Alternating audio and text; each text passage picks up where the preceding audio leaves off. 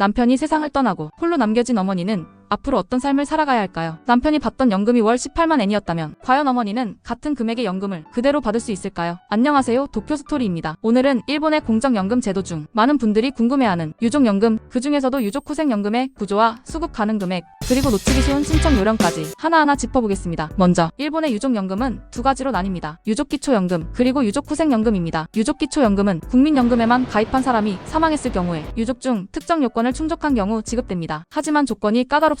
만 18세 미만의 자녀가 있는 배우자만 대상입니다. 그렇기 때문에 대부분 고령의 배우자, 즉 아내는 해당되지 않는 경우가 많습니다. 반면 남편이 생전에 후생연금에 가입하고 있었다면 아내는 유족후생연금을 받을 수 있는 가능성이 높습니다. 그럼 유족후생연금의 금액은 어떻게 계산될까요? 기본적으로 남편이 받던 노령후생연금의 4분의 3, 즉 75% 정도가 유족에게 지급되는 구조입니다. 예를 들어 남편의 연금이 매월 18만 엔이었다면 그의 유족후생연금은 약 13만 5천 엔 정도가 됩니다. 하지만 여기서 중요한 포인트가 있습니다. 후생연금의 구성은 기초연금과 후생연금의 비례보수분, 이 두 가지로 나뉘는데 유족후생연금은 이중 비례보수분만, 즉 회사 근무를 통해 쌓인 부분만 4분의 3을 기준으로 계산됩니다. 다시 말해 18만 엔 중 기초연금 6만 9천 엔을 빼면 11만 1천 엔, 이 금액의 4분의 3인 8만 3,250 엔이 유족후생연금이 됩니다. 여기에 아내가 자신의 기초연금을 별도로 받고 있다면 예를 들어 6만 9천 엔이라고 할 경우 총합은 약 15만 2천 엔 수준이 됩니다. 하지만 여기서 또 하나의 주의점이 있습니다. 아내가 이미 65세 이상이고 자신의 노령연금을 받고 있다면 그 금액에 따라 유족후생연금이 일부 또는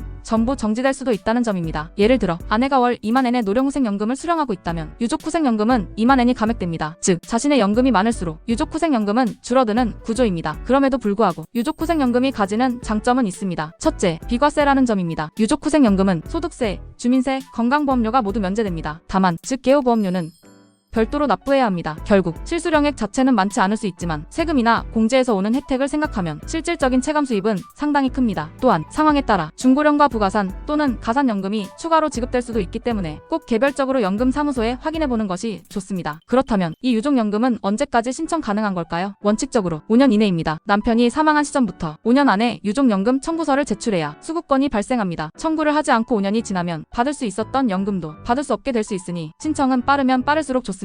필요한 서류는 사망진단서, 본인과 고인의 주민표, 가족관계 증명, 소득 증명 등이며 관할 연금사무소나 연금센터로 제출해야 합니다. 정확한 금액이나 조건은 개인의 상황에 따라 달라질 수 있으므로 상담을 받아보시는 것이 좋습니다. 요약하자면 남편이 생전에 월 18만 엔의 연금을 받고 있었더라도 아내가 받을 수 있는 유족연금은 동일한 금액이 아닌 그보다 적은 13만 엔 수준입니다. 하지만 자신의 기초연금을 더하면 전체 수입은 15만 엔 이상이 될 수 있으며 과세가 면제되는 유족연금의 특성을 고려하면 실질적인 도움은 더 클 수 있습니다. 또한 유족후생연금은 단순히 금액이 중요한 것이 아니라 그 구조와 조건을 정확히 이해하는 것이 중요합니다. 정부는 앞으로 사무연금 제도와 유족연금 구조를 조정하려는 움직임을 보이고 있습니다. 특히 여성 국회의원들 중에는 사무연금 혜택을 받지 않는 이들이 많기 때문에 이 제도를 없애려는 방향성이 더 강하게 드러나고 있습니다. 20대, 30대에게는 노후에 대한 설계가 가능할 수 있지만 40대, 50대 이상의 세대에게 유족연금 없이 살아가라는 건 상당히 무리한 일일지도 모릅니다. 그래서 지금 필요한 것은 제도에 의존하는 것뿐만 아니라 제도를 올바르게 이해하고 꼼꼼히 대비하는 자세입니다. 사랑하는 가족이 세상을 떠난 뒤 남겨진 가족이 조금이라도 안심하고 살아갈 수 있도록 유족연금이라는 제도는 아직 중요한 역할을 하고 있습니다. 도쿄스토리였습니다. 감사합니다.